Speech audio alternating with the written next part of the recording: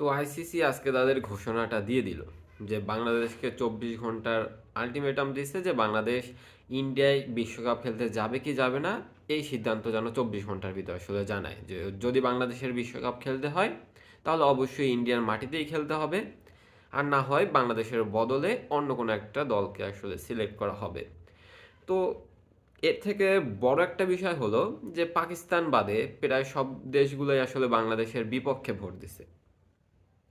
তো তারা আসলে চায় না যে এইরকম একটা হাইব্রিড মডেল হোক বা বাংলাদেশ শ্রীলঙ্কায় গিয়ে আসলে বিশ্বকাপটা খেলুক। এখন অনেক হয়তো বলতে পারেন যে আইসিসির কাছে খুব অল্প একটা সময় আছে, এই সময়ের ভিতরে এত কিছু ম্যানেজ করা আসলে হয়তো সম্ভব না।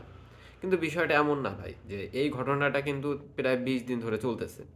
তো প্রায় 20 দিন ধরে চলতেছে, যদি আইসিসির কাছে সম্ভবই না হতো তাহলে আইসিসি একদম শুরুতেই এইরকম একটা আলটিমেটাম দিতে পারতো। আইসিসির কাছে একটু হলেও সম্ভাবনা আছে দেখেই কিন্তু তারা এতদিন পর্যন্ত আলোচনা করছে। তো তারা বিভিন্নভাবে বিভিন্ন প্রস্তাব আসলে দিছে। তো যেহেতু এখন আলটিমেটামটা দিয়ে দিচ্ছে, তো বাংলাদেশ ক্রিকেট ফ্যান হিসেবে বলতেও আসলে কষ্ট লাগতেছে যে বাংলাদেশের উচিত যে এই বিশ্বকাপটা না খেলা। তো হয়তো বাংলাদেশের ক্রিকেটের কিছু হলেও ক্ষতি হবে, যে বর্তমান যে ধারায় যে চলতেছে এই ধারায় তো আসলে তখন চলতে পারবে না। কিন্তু ভাই একটা কথা হলো, বাংলাদেশ ক্রিকেটের মূল প্রাণ হলো বাংলাদেশের দর্শক।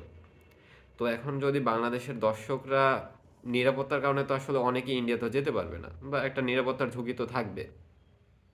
তো এই দর্শকদের কথা চিন্তা করেও যদি আসলে বাংলাদেশ বিশ্বকাপ খেলতে না যায়, এই বাংলাদেশের এই দর্শকের ভালোবাসায় বাংলাদেশ ক্রিকেট আবার সেই আগের জায়গায় ফিরবে। তো এটা বাংলাদেশের দর্শক হিসাবে আমার এই আত্মবিশ্বাসটুকু আছে। তো এত বড় একটা ফ্যান বেস কিভাবে আসলে বিশ্বকাপ মিস করবে, তো এটা আসলেই কষ্টের, ভাবাটাও কষ্টের। কিন্তু বাংলাদেশের সিদ্ধান্তে অটল থাকা উচিত যে বাংলাদেশ ভারতে বিশ্বকাপ খেলতে যাবে না। তো এর বাইরে অন্য কিছু নাই। কিন্তু একটা জিনিস ভালো, যে বাংলাদেশ এই যে নতুন উদ্যোগটা দেখাইছে যে এতদিন পর্যন্ত একটা আলোচনা কন্টিনিউ করছে, বাংলাদেশ একবারও একটুর জন্য হলেও পিছপা হয়নি। তো এটাই হয়তো নতুন বাংলাদেশ গঠনের সূচনা। Well done.